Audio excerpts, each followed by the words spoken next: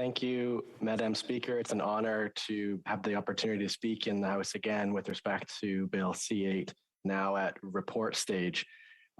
As I begin, I'd like to start by sharing that I intend on continuing to support Bill C8, as will my colleague for Saanich Gulf Islands, as she shared when she spoke last week, because it has much in it that we both continue to appreciate.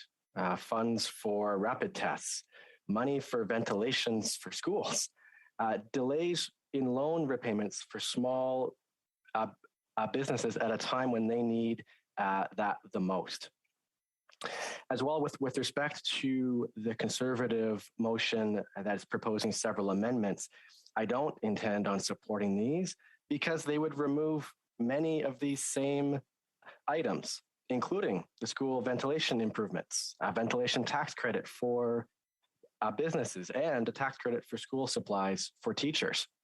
That being said, I do want to raise a red flag that my colleague from Saanich Gulf Island and several other colleagues have also raised with respect to the allocation and even a double allocation of funds. Now, as she shared, I want to share, I expect this was done with the best of intentions, but it's also important for us to be mindful of it. In C8, there is $1.72 billion allocated for rapid tests. There was also $2.5 billion for rapid tests in C10. And last Thursday, in the supplementary estimates, we approved the allocation of another $4 billion for rapid tests. And so as the Parliamentary Budget Officer has called out, it seems to be that there is at least, if not a double spending, a double allocation of this $4 billion for rapid tests. And certainly as with respect to Parliament reviewing this legislation, we both see it as important to address this, that there is some measure to ensure that those funds are only spent once. With the rest of my time with respect to C8, I'd like to talk about what I see as the ambition gap in this legislation, that in this fall economic statement and in the legislation to bring it forward, there is so much more that could have been done to really meet the moment we're in. I'll start with respect to the housing crisis that many colleagues have spoken about.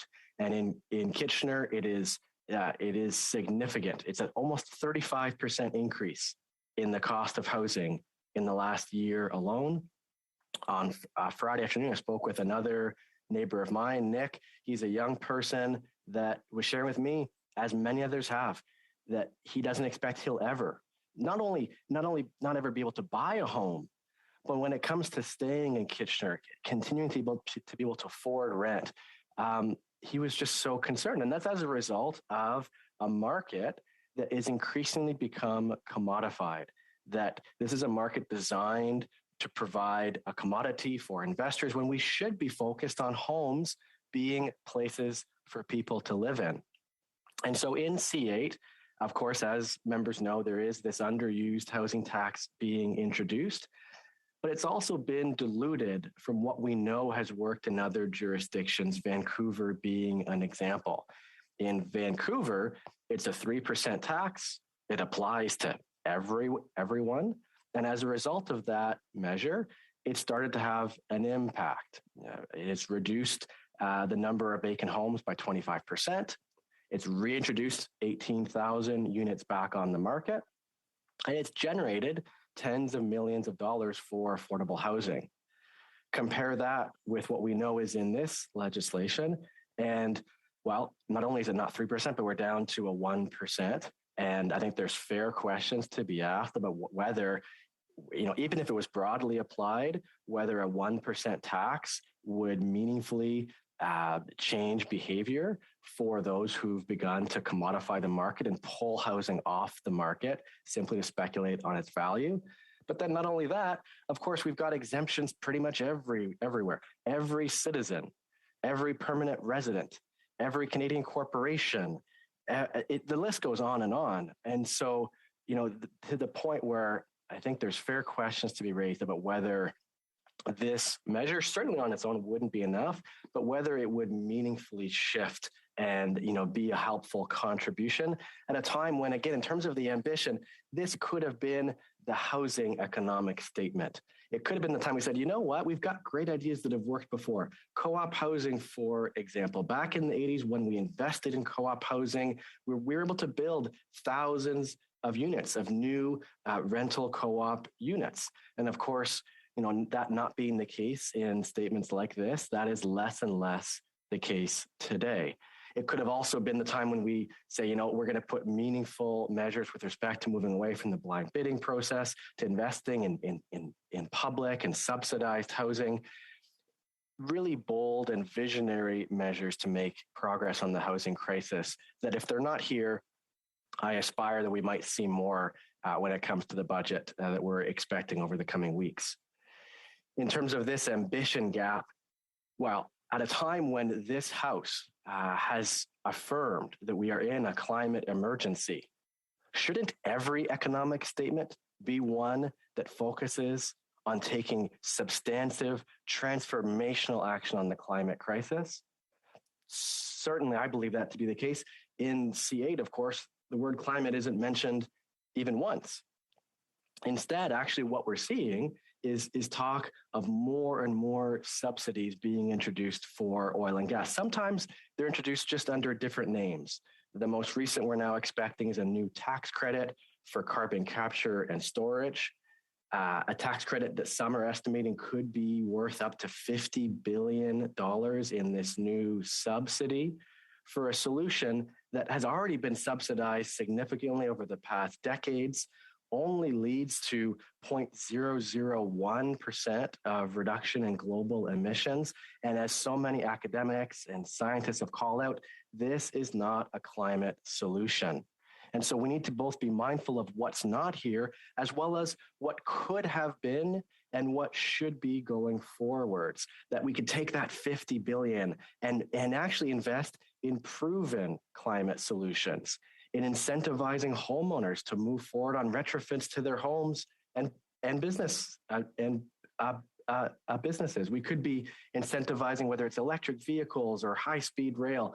We could be mobilizing funds at the scale of a Green New Deal and at the pace that scientists tell us is required, not to hold on to some faraway net zero 2050, but to the possibility of what the Intergovernmental Panel on Climate Change tells us is required, which is the possibility of a 1.5 degree being the highest increase in global average temperatures at a time when we're already at 1.1.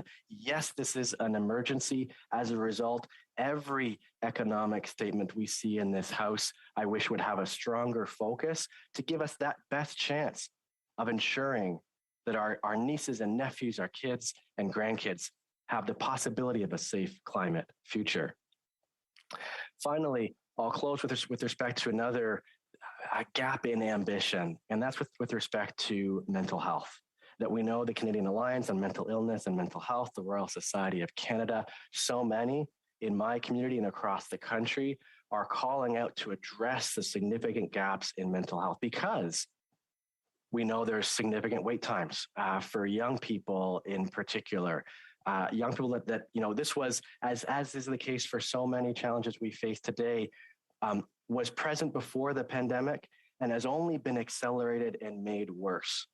And so this was another opportunity missed to increase the amount of health transfer from the federal government to equip provinces and territories to have the resources they need to get closer. If we're going to say the words mental health is health, as we all should, because the fact is it's true, then we should also be allocating the funding to ensure that we follow through, that across the country, the resources are there to treat mental health as such.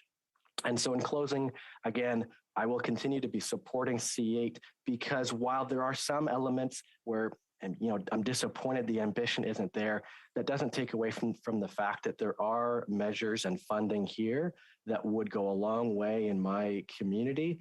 And I want to continue to see those measures advanced. Thank you. Questions and comments? The honourable member for Saskatoon West. Thank you, Madam Speaker, and thank you, the member, for his speech. He was speaking about some of the things that he wished were in the legislation, and I want to speak about something that I wish was in his speech.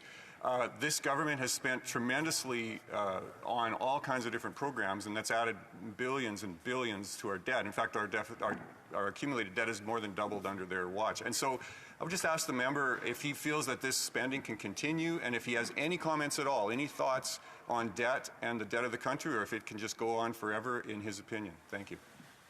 Member for Kitchener Centre. It's an important question from the member for Saskatoon West, and I appreciate that he's asking it. Absolutely, we need to also be looking at where we can increase revenues. This is why I spoke about the vacancy tax. That's exactly the kind of approach that could bring in revenue to build co-op housing the way we used to.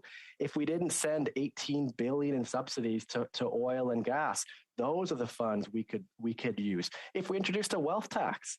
So I think it is important to be also talking about revenues as well as spending. And certainly I would agree with the member that we need to ensure that we can pay for some of these meaningful transformational investments. But budgets are really about priorities. And certainly if we had our priorities in place, we have the funds to ensure we follow through on some of these transformational investments. Parliamentary Secretary of the Government House Leader. Madam Speaker, the member made reference to this at the beginning of his comments, and C8 is all about ongoing support for Canadians, both directly and indirectly, and going through the pandemic. And I want to highlight the one with respect to rapid tests. When the demand exploded for rapid tests back in December 2021, there was a huge need for the federal government to acquire and purchase additional rapid tests. And we were very successful through our procurement in literally getting millions of rapid tests in a very short window for circulation amongst provinces, territories, and I believe even under small businesses in certain ways. And I'm wondering if my friend could just provide his thoughts in terms of why it was so important that we have legislation of this nature, which enables us to get things such as the rapid tests for Canadians. For Kitchener Centre.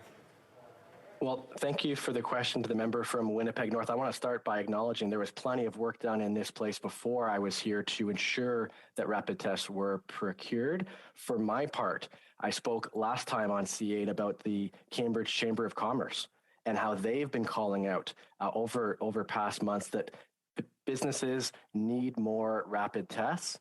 And I really appreciate and want to again clarify the comments I made earlier. We need to ensure there's continued funding for rapid tests, particularly at a time when we're not through the pandemic, when we need to be doing more on vaccine equity around the world, where new variants can continue to emerge because more hasn't been done.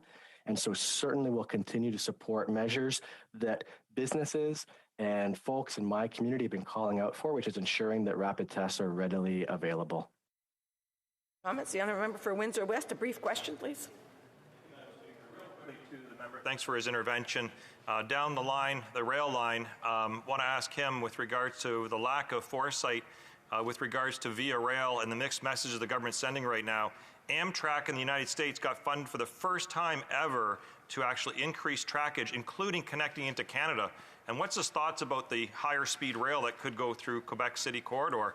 And why would this government have mixed message right now when Amtrak is historically now investing, including crossing the border at Windsor? The honourable member for Kitchener Centre has 1 minute to respond. Great. Thanks for the member for Windsor West for his question on this, and truly his advocacy and others with respect to not only high frequency rail, but high speed rail. We've had studies in Southwestern Ontario, I think 2016 was the most recent, showing both the business case and the massive opportunity when it comes to reducing emissions from transportation, the largest emission source in Ontario. If we're going to make progress, we need to make sure that rail is faster, more convenient, more readily available, that it's a more attractive option than building Highway 413, for example. And so I'm looking forward to continue that advocacy with him and others, while we need to also make sure that we hold the government to account with respect to not privatizing Via Rail when there are concerns of that continue to be heard in this place.